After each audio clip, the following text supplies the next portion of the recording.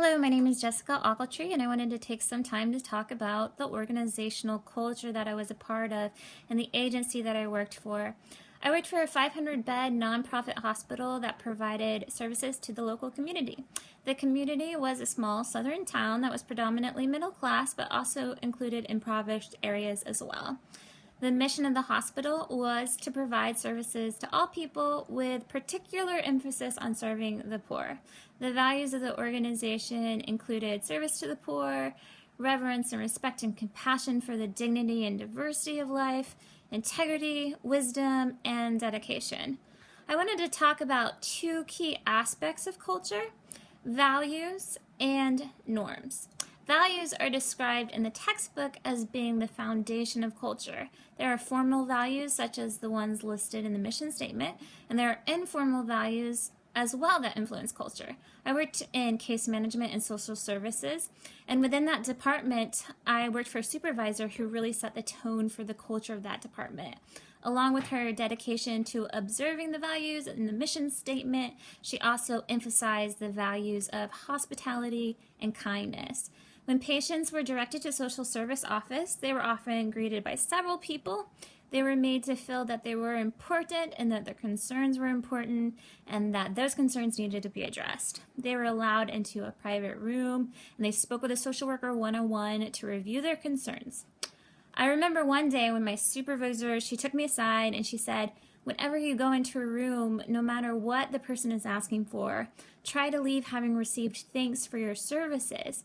If you treat a person with warmth and kindness, they're going to feel valued and appreciated. Therefore, let the goal be to make them feel valued to the point where they thank you for whatever you've provided, even if it's just listening to their concerns."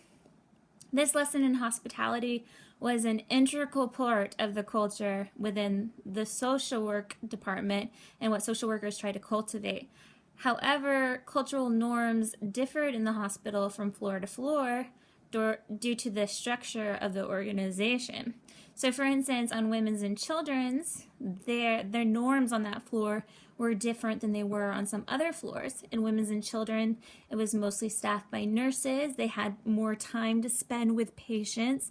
They set more of an informal tone, and people felt more connected on that floor.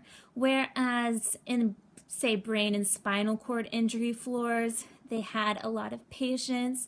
Usually doctors and specialists set the tone of the floor. They were more concerned with task-oriented things and being short and concise in your speech. And they were very concerned with the efficiency and getting people in and out.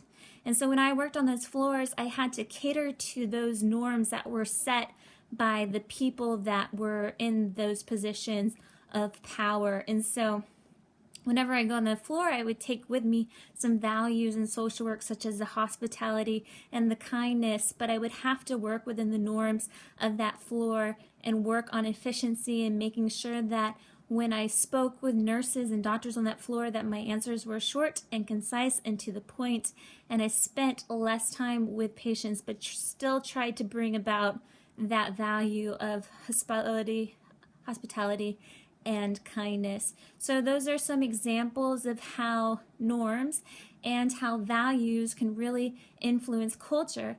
Thank you for listening, and I hope that you learned something, and I hope to learn something from yours as well.